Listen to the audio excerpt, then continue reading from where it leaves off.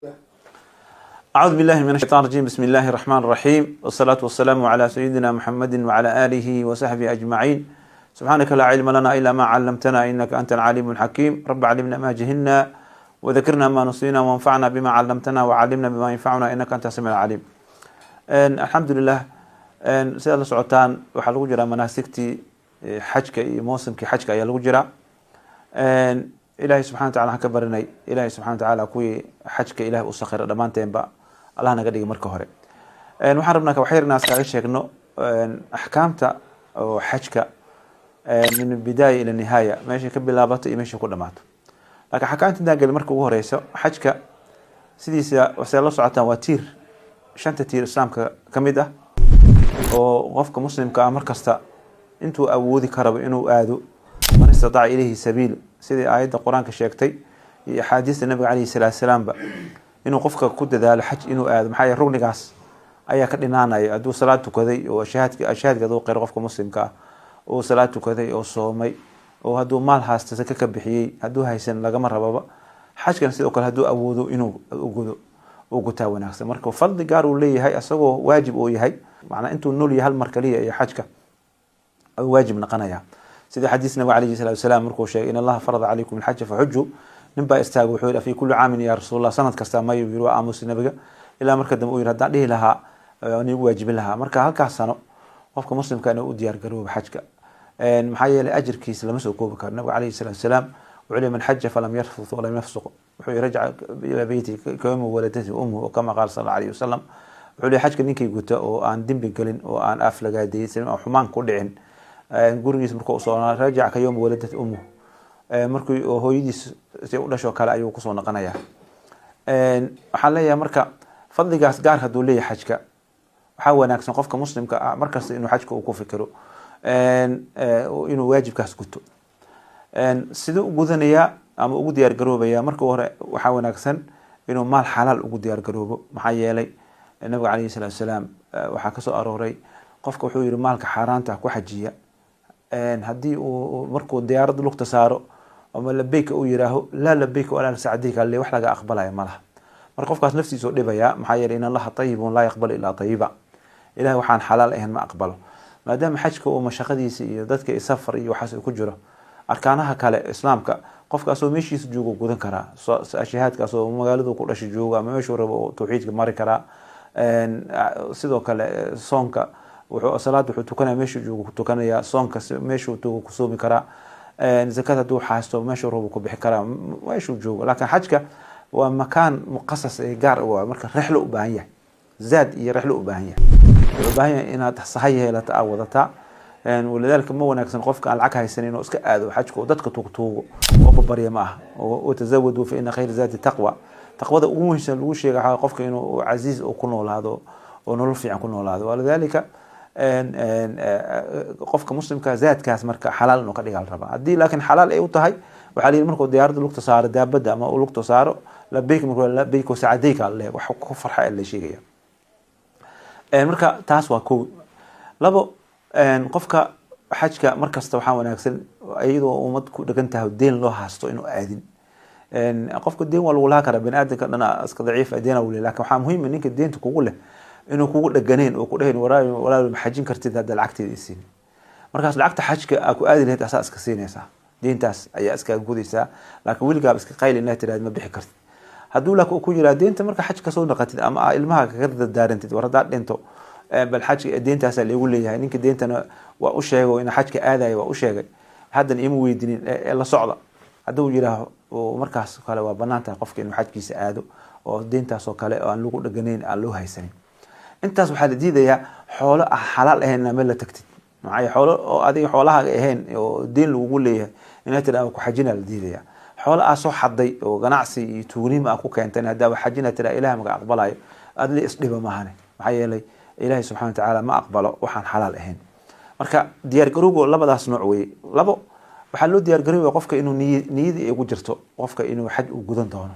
inama alacmaalu binniyaat weye. xajka waxaan rabaa qofku inuu iska niyeysto hadduu ilaahay dul cagsi xajaan jeclahay inaan aado qofku ilaahay waa u saqiraya hadduu saas ku dhintana asagoo niyadiisa leh ilaahay subxaanahu wa ta'aala niyadiisa uu qabanaya inna bil madinati la rijaalu bi nabi alayhi salatu wasalam qaar oo madiina looga soo tago qaswada tabuuk aan ka qayb galin wuxuu yiri shaarikukum fil ajr marka qofku inuu niyadaas wanaagsan la yimaado anta fadligiisa iyo marka arimahaas oo inta xajka la gaarin xajka sidiisaba saddex qayb waaye saddex nooc ayaa loo xajiyaa markii la xajinayo xaj ifraad ah oo qofka xaj kaliya uu gudanayo iyo xaj oo ah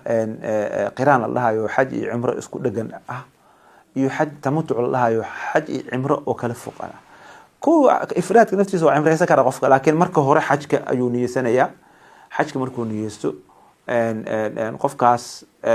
cumro ma sameynayo xajki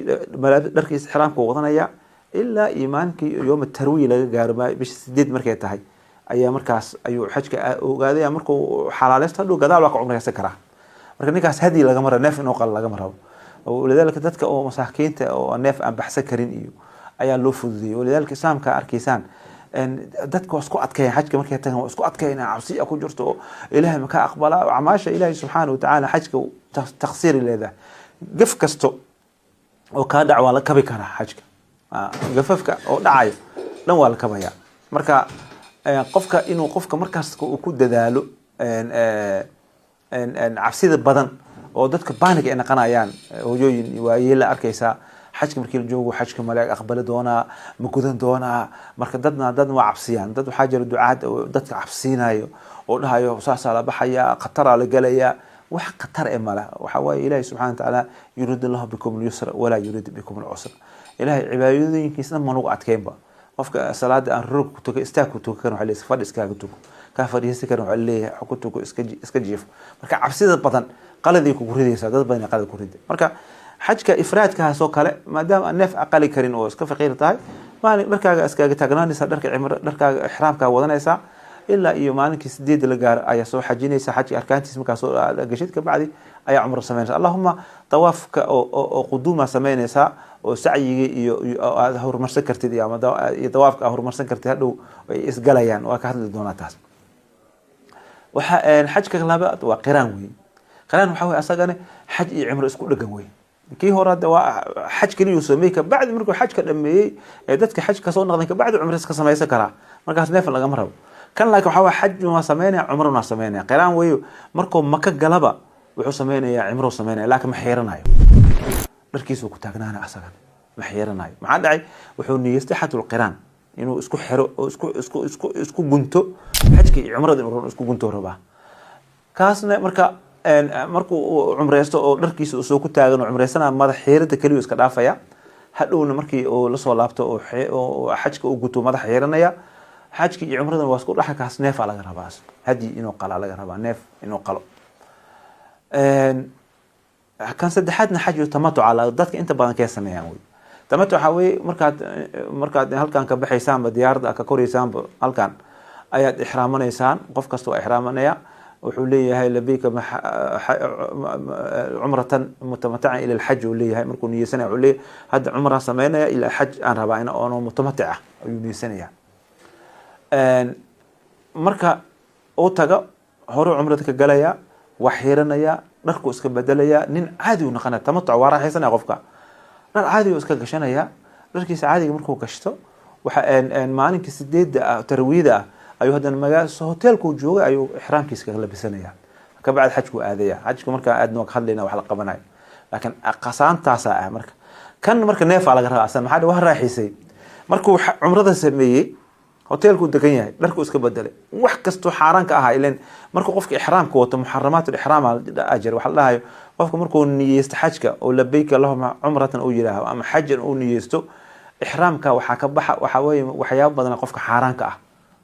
waxyaabaas xaaraanta ka waa la kabi karaa haduu xataa ka dhac waa la kabi karaa cabsi ma laha oo qofka bini aadam waxba ka dhici kara marka waa la kabi karaa dib ma laha marka ihraamkaas maxamadam oo ninkan cimreyso dharka iska dhig xiiro tinta waxa sameeysaa dadka caadiga noqoto xaaskiisa socota xaaskiisa oo banaanta hotelka isjiifana waa isjimaacayaan dadku la mid yahay madiino aada mako aada meesha ruba aado haduu rabo cimro kale oo sameeyna متمتع واجا ونين كان dadka caadi wala mid noqday hadda mar su'aal koorsan wuxuu ku leeyahay sheekh aniga mutamatic ah dharka hadan xajkan waxa ka dhiman maalmaha ka dhiman hadan in caadi ahay cumar ma sawaalkii ma sameey karaa oo sameey waataysa mas Aisha tag ka soo ciirmayso waalidka oo sameey maxay yeelay qof caadi ah taadi tamatuca ka shay oo ninka qiraanka ah kaasoo kale ama ka ifraadka waxaan xaj ahayn ma sameey karo kaas lama ogola qiraana ah yani cumar kala qof u sameeyna ma laga yeelay maxay yeelay nusukiyo ku dhex jira wali laakiin ninka nusuk ka baxay oo loo bani xataa xaaskiisa inuu u tago loo madiida inuu cibaado sameeyo oo cumar aado kale oo sameeyo cid u diidaysa malaha marka